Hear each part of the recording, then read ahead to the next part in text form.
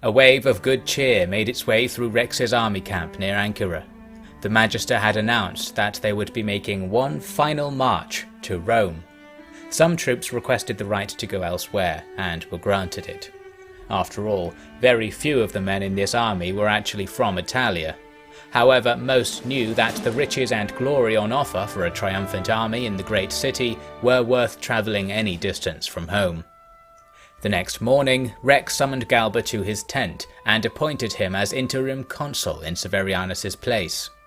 "Wait, you can't do that," Galba protested. "Matters like that need to go through the Emperor. If I say yes, people will think I'm stealing power." Rex didn't look up from his desk as he replied. "The Emperor gives his permission. There. Now it's my fault if that's not true." "Are you serious?" "Yes. Please keep the borders of the Empire intact until I am gone." Well, I'll do that, Consul or not. Please don't feel like you need to reward me for your achievements, Rex." Now Rex looked up, not returning Galba's smile. "Legatus, I'm not rewarding you with this appointment, but I'm glad you feel that I am. You've said before that you consider your debt to me repaid. I think my friends would agree with you. However, now that I'm leaving, I think I'm free to say that I consider your debt to me to be unpayable. My life and my losses were orchestrated not only by the likes of you, but to a large degree by you personally. You didn't know me and I didn't really know you, but your life and comfort depended on me even 10 years before I arrived at your gates. I don't want to describe to you the suffering that burden caused my family and friends in your villa. It's mere luck that I survived, and the collaboration of my gods and yours that brought me here to sit before you as your master. You've been good to me since then, and I have no desire to take my revenge on you. I only want to offer you a parting thought. I was just one of the uncounted, unknown people your life depends on. If you've come to see me as a champion, just imagine the potential of those in chains all around you, those who are giving up their lives for your empire. They must be as awed and afraid of you as I was. Now, as I grant you rank, title, land, and responsibility, the number of slaves you have command over will increase 100-fold. When you see them, see me. That is the only way you can return what you took from me." Galba's eyes shimmered as he hurriedly saluted and rushed out of the tent with one arm over his face. Rex let out a long sigh. He'd said all he planned to say, except for goodbye. A shame, for if all went to plan, he would never see his former owner and honest ally again. Once Galba's army had departed the camp, Rex ordered his own men to march out, leaving the walls and ditches in place, now guarding nothing but a stone memorial with an inscription to commemorate the recent battle. The march to Rome was uneventful, with the Empire enjoying the return of peace, even if many still considered Maximus's claim to be valid. While the column made its way through the warm, rocky valleys of Macedonia, Agasicles rode over to Bagadatta's side. "I trust you've thought about the issues that may arise in Italy?" the Greek asked. "Living only in the present, I have no time for the future," Bagadatta said. "Even if that future is Rex being assassinated as soon as he takes off his armor, I thought you were his bodyguard." "It is not Rex who needs to worry about that." "That's cryptic, my friend. To lay out the future precisely is unwise, not to mention sacrilegious." Agasicles politely agreed and took his leave. He tried Pullo instead, and found him more willing to listen. "Rex is way too good for them," Pullo said of the Roman elites. "They'll have him in pieces for sure. Otherwise they'd have to try and outdo him, especially if the Empire goes ahead with that marriage plan. I'm still weighing up whether that makes us more or less safe. Even if no one will dare harm a prince or whatever, old man Varus is a nasty in-law to get lumped with. Anyway, what's this about us? You'll be fine either way, with your books and trade and all." Agasicles laughed and said, "Oh, I'm sure I could be fine if I so desired. However, I rather feel like we've a debt to our captain, to follow him into the maw of peace and civilization, come what may. And what other job would offer such pay, and such benefits as a free supply of rancid, eye-watering liquids served under the guise of wine?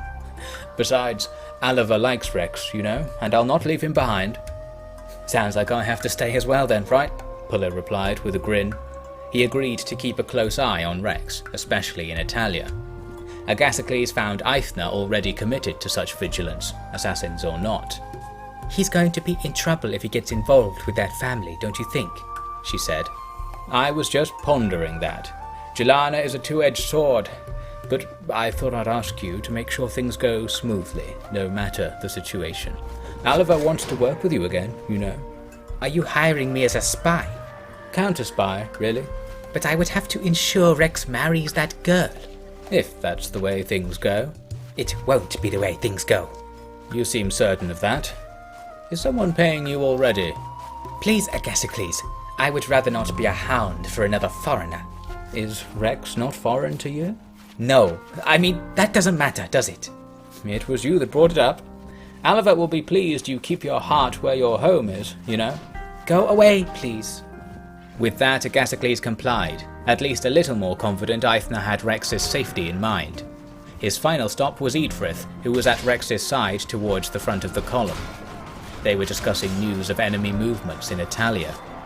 "Is there to be more fighting?" Agasicles asked as he approached. "Maybe," Rex replied. "Swaby near Rome, bandits and such. Not too interested anymore." "As your manager, that's not the spirit of things, is it?" Eadfrith said. "Ah yes, perhaps you'll be able to get some more prize-fighting titles once your stint under the banner is over," Agasicles said. Rex shook his head. "Not sure it's going to be over. So what is the plan exactly? Some were wondering what your intentions with the Lady Jelana are these days." "Yeah, I don't think that's going to work." "Oh, so back to the original plan, is it?" "Regni won't come with us. She has a child with Aurelius now." "We can't leave empty-handed though, can we?" Agasicles said. He was half joking, but Rex's steely look was nothing but serious. "Thank you for your concern," was all he said before riding on ahead. "Sore subject, isn't it?" "Guess it isn't book wisdom to leave him be on that one, eh?" Eadfrith said. "It was an honest question. I'm sure he shares the concern that I have, that his life shall be ended along with his mission." "Doubt it. He's the most famous man in the world, did you forget? Anyone does wrong by him, I'll have the people of all corners up in arms. Even those Roman slimes want to see Champion Erland's victory tour." "And does Erland want to go?" "My job to worry about that. You start planning his personal stadium, wherever he end up after this." The die had been cast long ago, Agasicles realised. There was nothing for it but to hold one's breath and descend into the deceptively idyllic Italian countryside. Messengers reported that the Emperor had left Tarentum to stay at a villa further inland, but news of barbarians at the gates of Rome stole away any time to go looking for it. The army arrived in Rome to find the enemy to have fled. They were met only by envoys from the Scythians asking for a peace treaty with the Empire. This secured the borders to some extent, and Rex's brief, crushing victory over the fleeing German army secured it further. The army was disbanded in Rome, with each man being given at least 1,000 denarii from the state treasury, several years' worth of pay, to supplement their loot, and the more veteran troops were given land from Rex's estates. Rex's retinue did not share in this bounty, for they were to travel with Rex back to the Emperor's villa, with no guarantee that their fight was quite over. Finding the villa proved to be quite easy, for the closer you got to it, the more patrols and sentries were visible on the hillsides or walking the roads. After receiving directions, the party came upon the farms that surrounded the complex. Workers pulled weeds from between the young crops, monitored by a strangely large number of mounted guards, with the look of mercenaries about them. These men watched Rex and company trot up the road to the villa gates, but asked no questions. The gates opened, and at once Regni was beside Rex's horse with a baby in her arms. "This is Uncle Rex," she told the bundle. The eyes in said bundle were inspecting the various glimmering streaks the midday sun cast on Rex's armour. "Will you complete the introduction?" Rex asked. "Britannicus," Regni replied. Agasicles was heard scoffing nearby. "What a name," was Rex's remark. He felt unexpectedly happy to see this new member of his family. It was hope, it was a future, even if it wasn't really his. With Regni seeming equally happy, the pleasant weather, and the promise of comforts in a villa fit for the Emperor, Rex's apprehensions quickly retreated. The horses were attended to while Regni took everyone inside, past rows of bowing handmaidens in formal dress. Regni went deeper into the complex, while everyone else was ordered to wash themselves, eat and put on clean clothes. Agasicles had brought his own dinner tunic apparently, while everyone else was served richly woven garments from the villa's guest wardrobe. Pullo was delighted with his new look. Aliver's silence was granted a certain dignity by a stately appearance. Eadfrith was already at home in clothing above his own status. Aethna seemed entirely uncomfortable in a Roman dress and kept averting everyone's gaze. Bagadatta had failed to fold his toga correctly and allowed no one to correct it. Rex made excuses to return to the outer courtyard to retrieve some leather armour from his baggage, which he wore beneath a white and red tunic roughly covered with a fashionable half toga. He'd tried it on without the armour, but after years of wearing armour every day, and having it tested by blows almost as often, he was not ready to step into the den of the imperial family feeling so naked. The group was inspected by a panel of 3 slaves, and asked to line up before a pair of bronze doors. They were then arranged into single-file lines by status, with Rex and Agasicles leading, the provincials Eadfrith and Aliver next, the poorly dressed and poorly washed Bagadatta following, and the woman Aethna last. After all this unwanted fuss, the doors were opened and the line was invited to file in. Before them was a lavish interior garden, awash with the colours of summer flowers, bathed in the sounds of flowing water from the fountains in each corner, all focused around a ring of gold and ivory couches, attended to by the Empire's foremost beauties and guarded by its foremost brawn. None of Rex's party noticed these details. Everyone had their eyes on the man standing beside the Emperor and Regni ahead of them. In the clear daylight, recognisable even without his usual embossed chestpiece, it was General alias Maximus. "Pax, my brother," Maximus said, offering Rex an embrace. It was not taken. "Why are you—" Rex began, before directing his words at the Emperor. "Why is he here?" Maximus answered for him. "Peace. The war is over, isn't it? You've been declaring that from the deserts to the Imperial Palace, haven't you? If it wasn't for me, you'd have been spreading lies." "I'll explain, Rex. Please let us sit," Aurelius said. Rex looked back at his retinue and, thinking quickly, said, "I'll sit, but I fear my German friends here can't be comfortable with the General, nor he with them. Aliver, Aethna, please wait outside." "You've learned some manners. The Emperor grooms you well," Maximus commented. The German pair kept their eyes to the floor and were led away. Everyone else took to the ring of masterfully crafted couches, but for Bagadatta, who insisted on standing guard behind Rex. Only then did Rex notice that Verus was present also, rising from beside a fountain in the corner to come slump down with the group, shooting looks at most of them, especially Maximus. "I trust your journey here was pleasant?" the Emperor asked.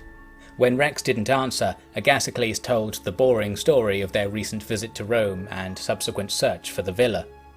Rex looked over at Regni, who did not seem at all unnerved, and eventually looked back at him with scornful eyes. "Emperor Aurelius," Rex eventually interrupted, "please, I came here to report my victory to you. Why must I sit with the enemy leader?" "You used to work for me not that long ago," Maximus laughed. "If you can turn love to hate, why not hate to love?" "Point of information there, General. None of us actually loved you," Eadfrith said, drawing a growling laugh from Verus before Rex made his reply. "I could just ignore you, General. I agreed to serve the Emperor until Regni's baby was born. I've run the Empire a debt then. Now I could simply take my family back and leave Romans to do as Romans do.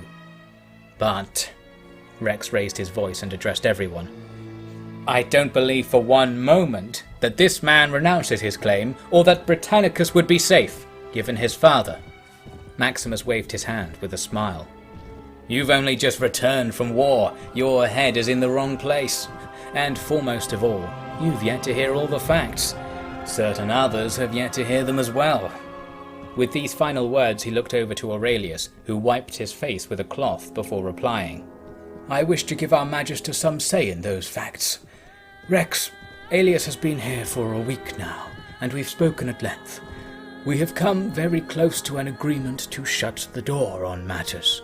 "Have you now?" Varus interjected. "I'm sorry for not including you, but everyone shall be included now. Allow me to explain," the Emperor said. "Okay, go. I'll check the kitchens," Aethna said under her breath.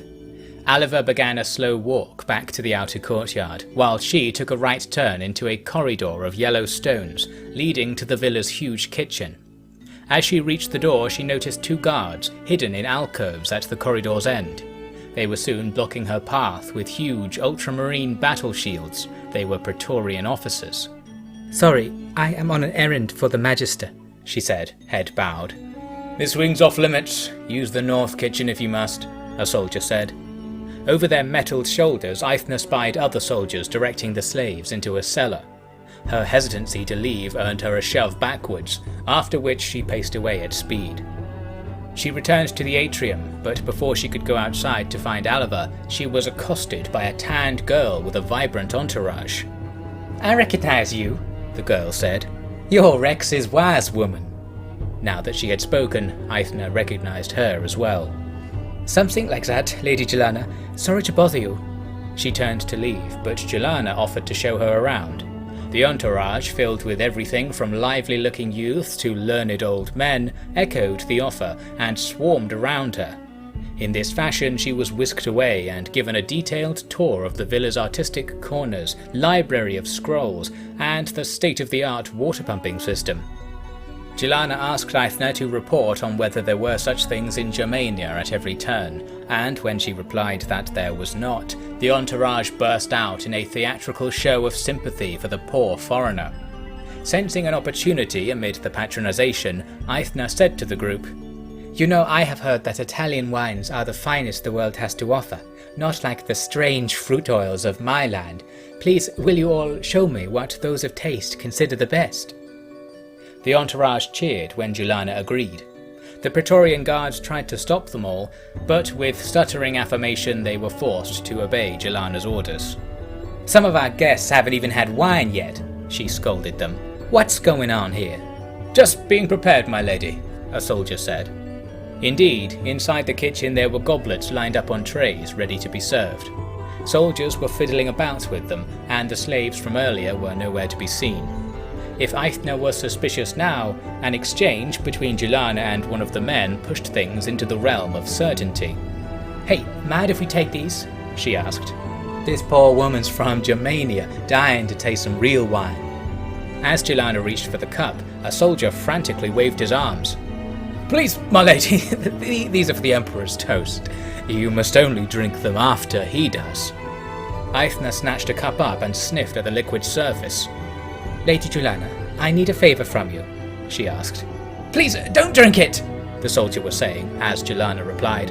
"What, my darling?" "Let me pass the guards after this," Aethna said, suddenly punching the nervous soldier in the stomach, throwing him to the ground with one hand and pouncing on him with the wine in the other. "What did you just say?" Rex said. "Marcus, by the gods!" Regni shouted over her brother. Varus was coughing out a grape, and Rex's companions were joining their captain in rising to their feet to close in on the Emperor. "Please, think about it for a moment," Aurelius pleaded. "Sit down, show some dignity. He's asking your opinion, little king, not that he needed to," Maximus said to Rex. Rex ceased his advance, but only really because Regni was now practically at Aurelius's throat. "You said you would never give me away, not even to Rex," she growled. "And I do not break that promise without unspeakable difficulty," Aurelius replied. Praetorians pulled Regni back to her couch, and the others sat down voluntarily after glimpsing around at the surprising number of said troops milling around the walkway surrounding the garden. "So I take it that you think we would be a bad match?" Maximus said to Regni, who had to be held down on her seat by a guard. "Emperor, you would dare speak of marriage between Maximus and my sister after all this?" Rex asked.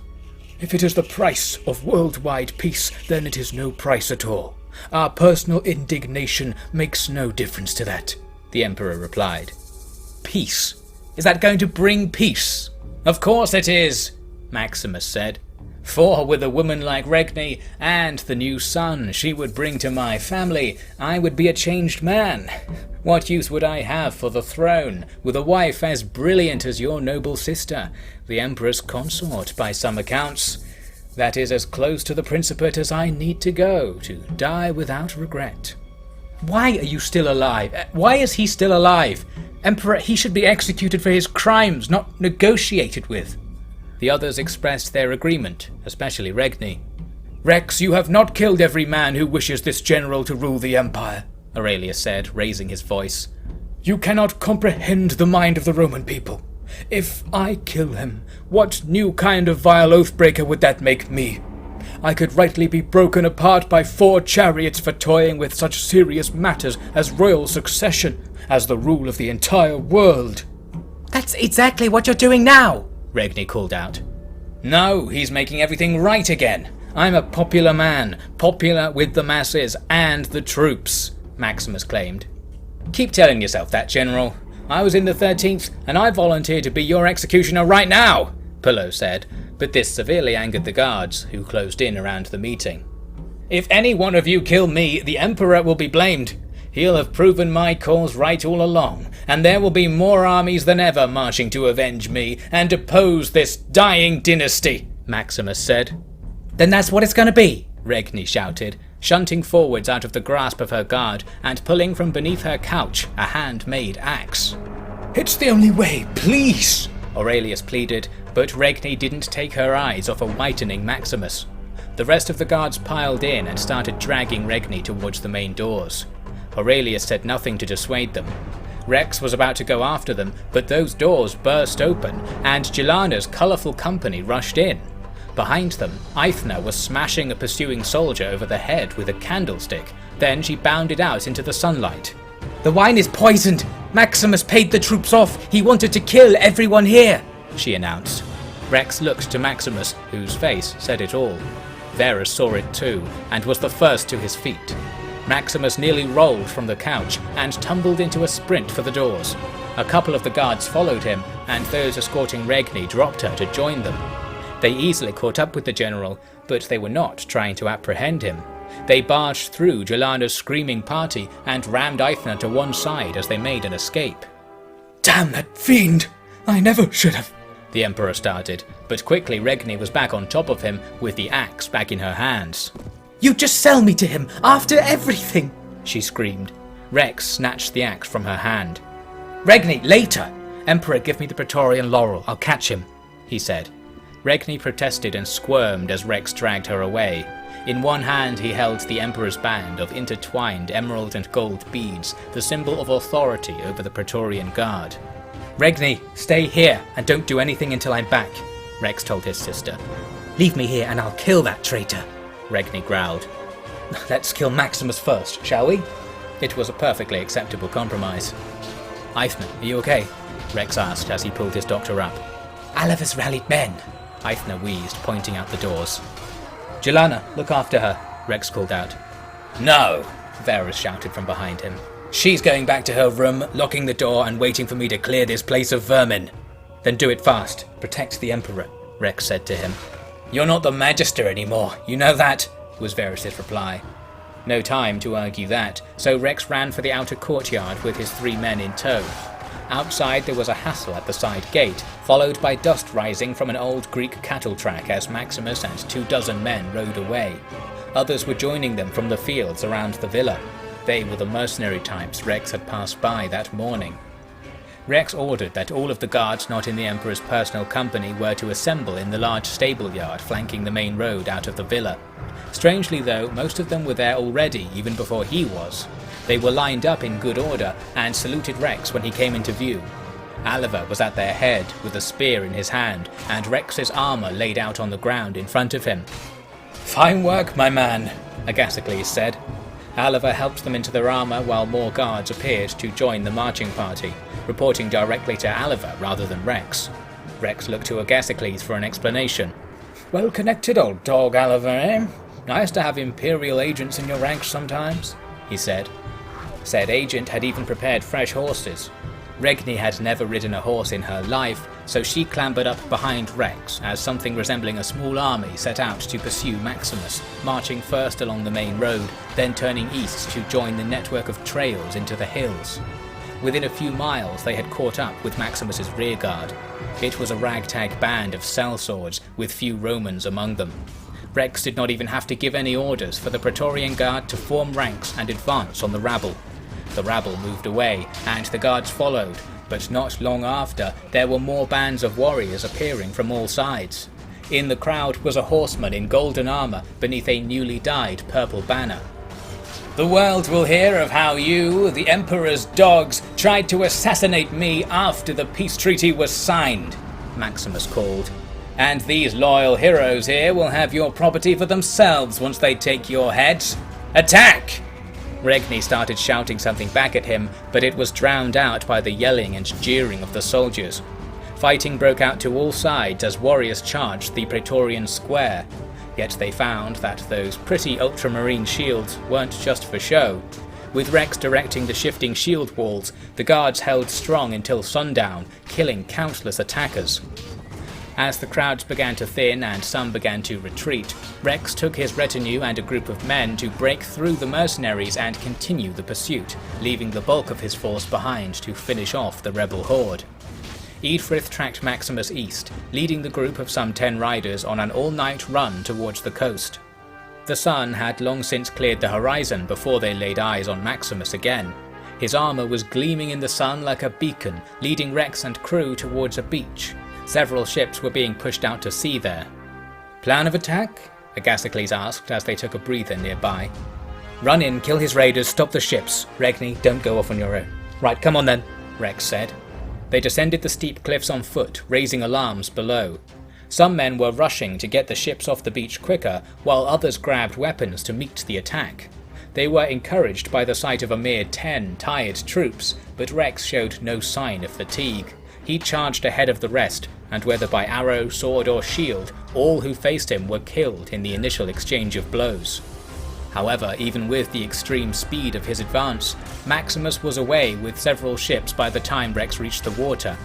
After 2 arrows fell short of the nearest ship, and Maximus was heard doing an exaggerated laugh, Rex turned back and helped his out-of-breath followers chase off the stragglers near the other boats. Regni was trying to drag Bagadatta aside so she could strike an injured man pinned against a hull, but Eadfrith danced around them and beheaded the mercenary with one swipe.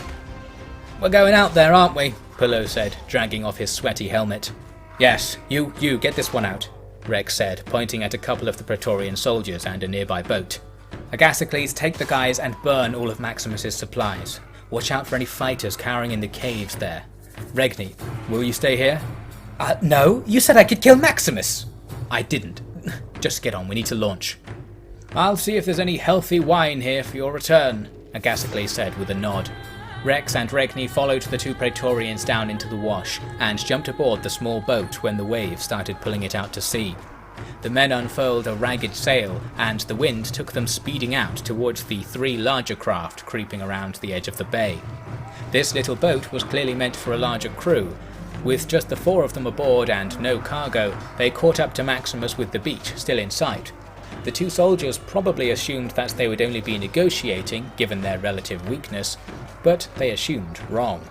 "I'll jump off, stay clear and come back to me when I signal," Rex said as they came close to Maximus's ship. The troops nodded and Rex stood by the water's edge.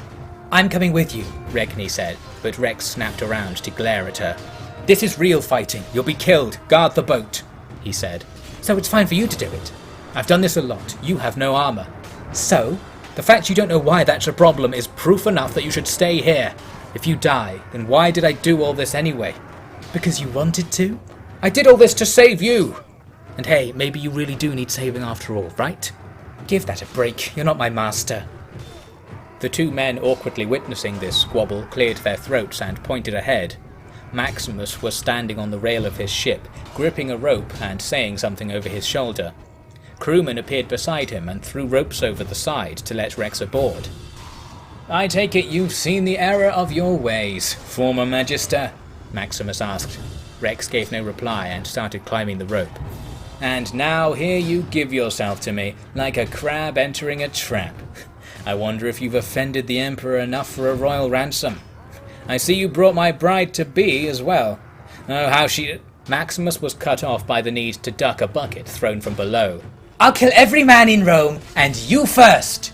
Regni screamed, making things even more awkward for her two boatmates. Ah, such passion! We'll have your flame put to productive use, I'm sure. Now, little king, why don't you... Wait, This time he was halted by the sight of Rex reaching the top of the rope, drawing the sword strapped across his hip and stabbing the nearest crewman. Then he looked up at Maximus, sending the general scurrying back from the rail. I wasn't going to spare you anyway, you barbarian cur! Kill him! Kill him now! He commanded. Swords, shields, hammers, spears, knives. The crew were decked out with all manner of weapons, just like the mercenaries on the beach. Thus, swords, shields, hammers, spears and knives began to clatter into the pooling blood on the ship's deck, one by one. Two more ships had drawn in close and extended gangplanks out, slipping more of Maximus's men into the fray. There must have been more than 100 in total against Rex alone, but the tight confines of the ship's messy deck and the narrow walkways between the ships stopped any more than 1 or 2 men getting close to the lone swordsman at once. And in single combat, who in that band of hired pirates could match the world-famous man-at-arms, the champion Erland? Bodies tumbled into the water. Regni and the 2 Praetorians cheered from their little boat circling the engagement, hiding behind their shields when sailors tossed spears out to silence them. Rex stepped and slashed, parried and thrust, turned and sliced, again and again. Blood covered the decks and dripped down between the planks into the hold, onto the pale face of Aelius Maximus, who scrambled back outside for fresh air and was reminded why he had hid in the first place when Rex threw an axe his way. All the time Rex said nothing, responding not to jeers nor cries for mercy. Any who approached him were cut down, yet more continued to approach, eager to be the one who took this legendary warrior. Surely he would get tired. Surely his shield would be smashed by a hammer, or his sword bent across the blade of a huge cleaver. Surely he would slip or trip on the viscera he'd cast around him. Even the very last willing crewman must have believed something would happen as he charged over his fallen allies and fell onto them himself. When all was still, Rex stamped his way to the hatch leading down to the hold. As soon as he opened it, a spear was thrust out at him, but it merely scratched over his chest plate.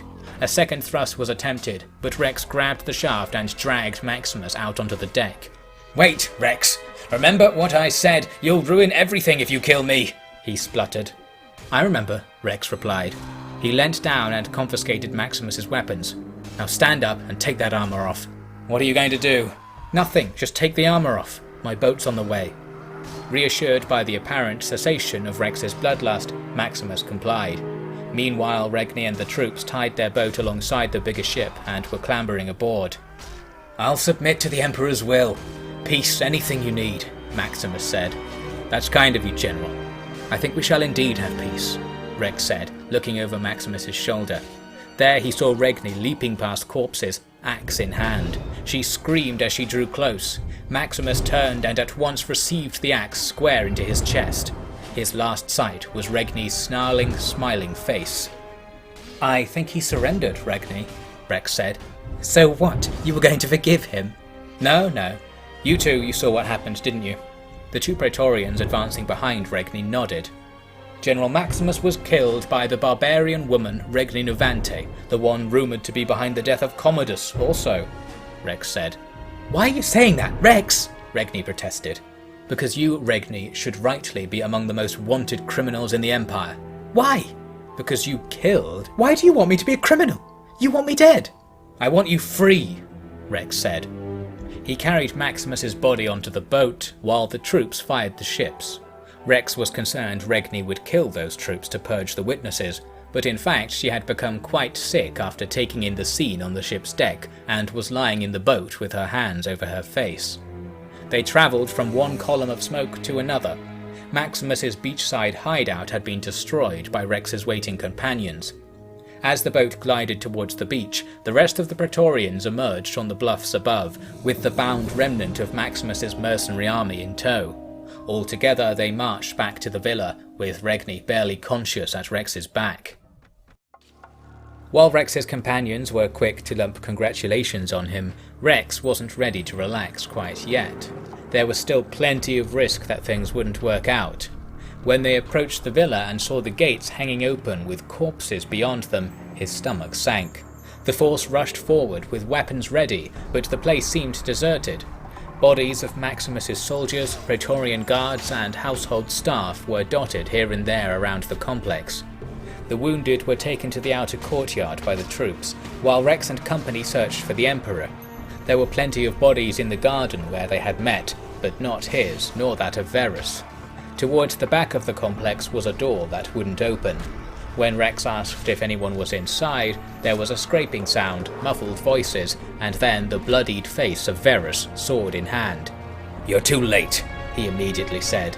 He let everyone past the makeshift barricade into the bedroom. The Emperor was lain up on the bed, with Aethna gripping torn-up bedsheets around his torso. Gilana and her troop were slumped in the corner, and various slaves and freedmen sat around the messy floor. Gilana held a sleeping Britannicus in a bright orange blanket. Alva emerged from behind the door and gave Rex a sullen nod. "Maximus had a secondary plan," Verus said. "They climbed over the walls, a couple of hundred. Couldn't keep them out. Praetorians weren't enough, just barely bought us time to hide. Got to brother before we found him, though."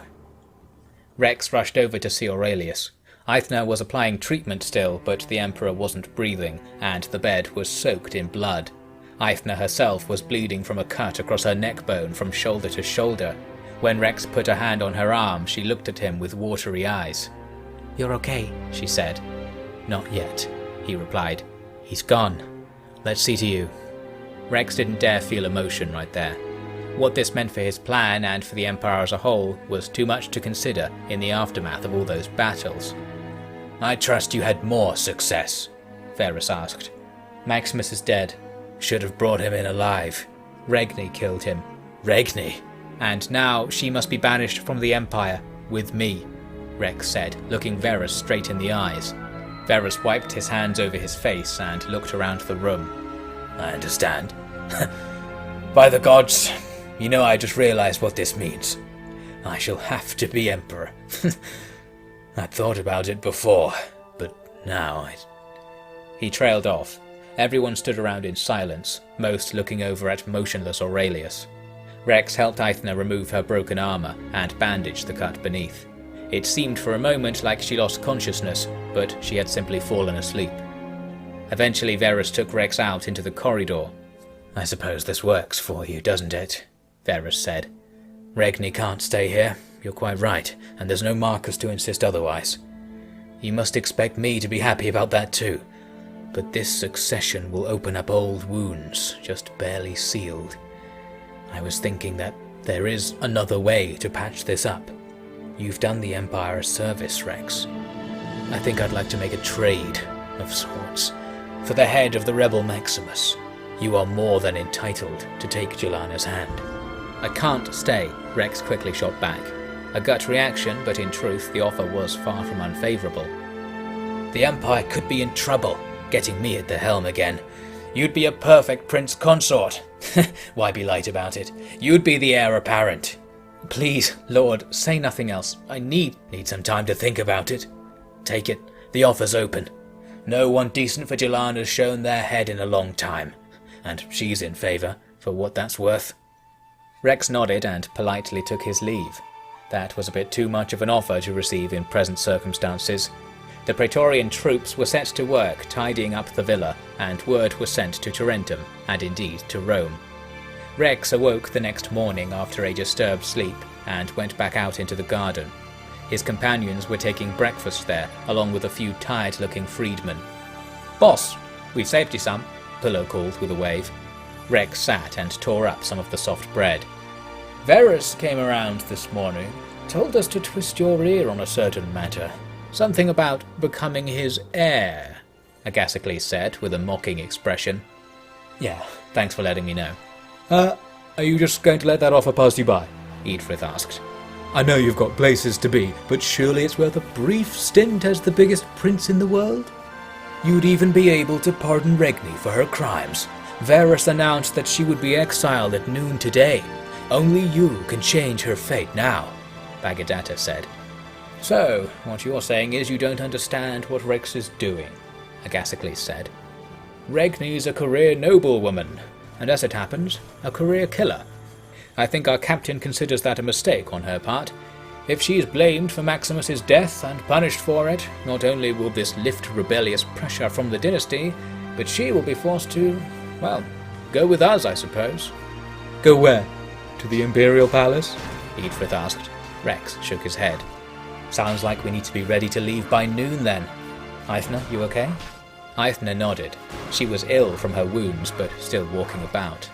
Many of the wounded from the previous day had benefited from her presence, and she'd received all kinds of pieces of jewellery and linen as gifts in return, a pile of which she sat upon. We'll have to leave old Varus to it then, Agasicles said. Probably best to leave the Empire before news of all the deaths and such spreads too far. I expect the old warhorse will have a rough time of it. I won't leave him totally high and dry, Rex said.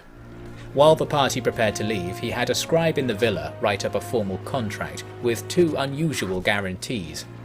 One was that all the slaves on his lands were to be freed immediately. The second was that said lands were to be distributed to the legates and statesmen of Rome in return for pledges of loyalty to Lucius Verus.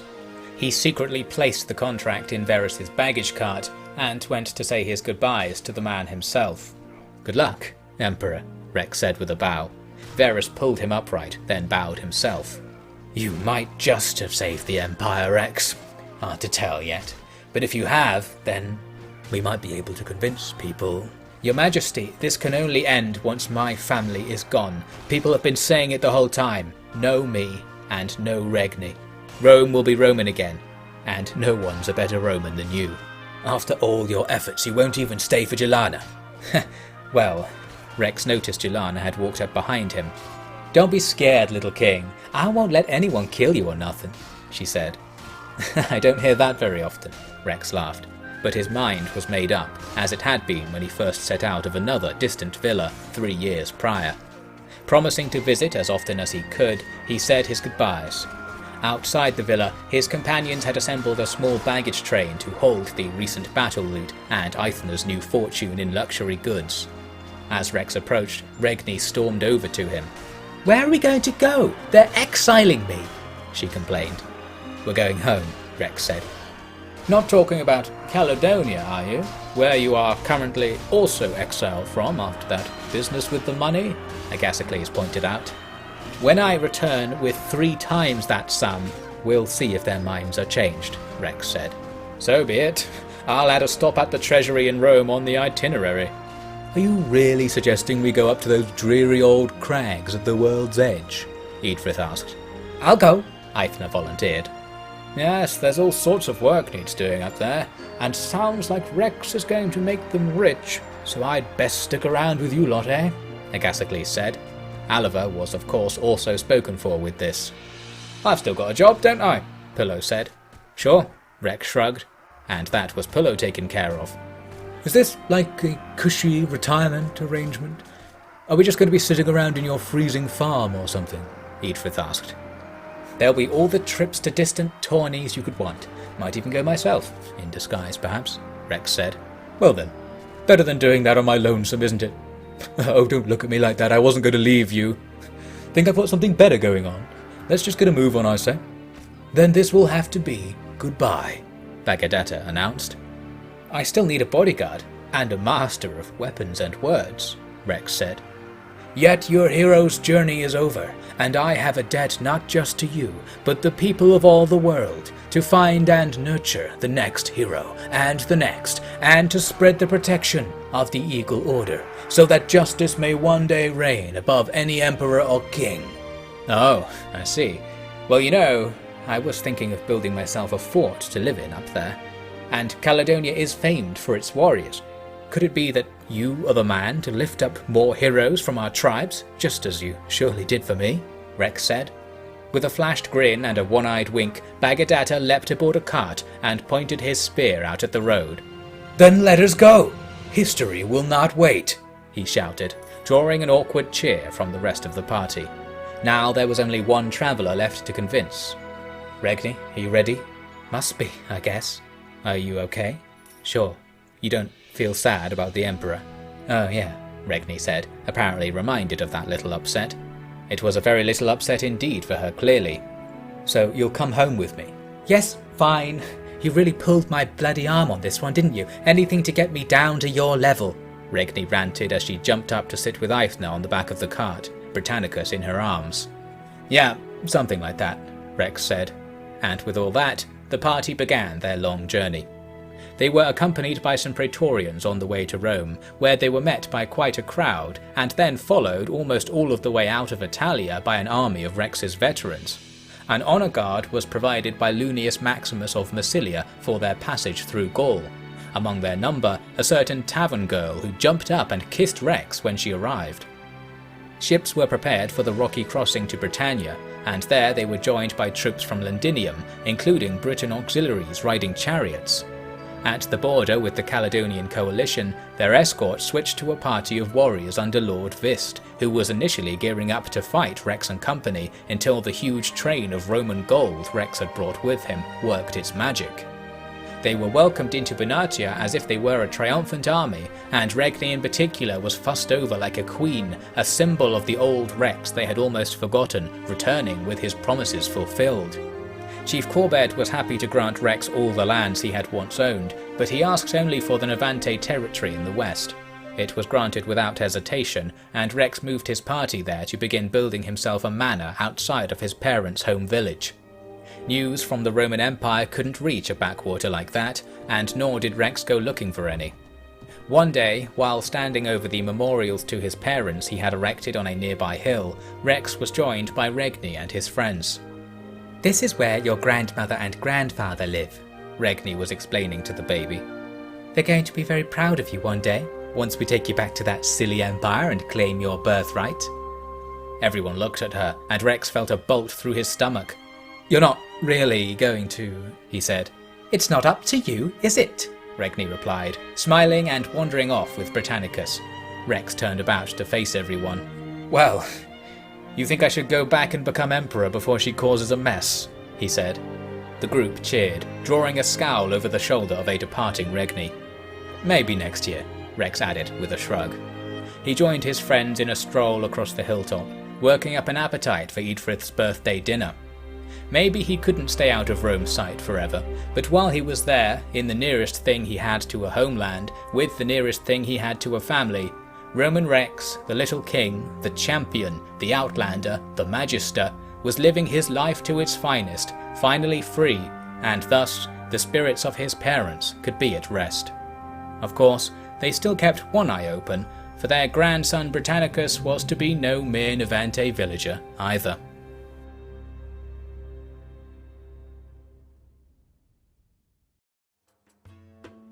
That is all then. Thank you very much for watching, and thanks for checking out my little story for how I think the journey might have ended. With this series now complete, I'll be moving on to a new series, somewhat similar to this one, in the open world RPG Kenshi, telling some sort of adventurous tale. So do watch out for that. If you enjoyed this one, you may want to check it out. And otherwise, do explore the OffiD channel for more narrative content. That's all from me. Thank you very much for watching, and super special thanks to all of the OfficiallyDevin patrons who made this series and everything I do possible. I'll see you somewhere else.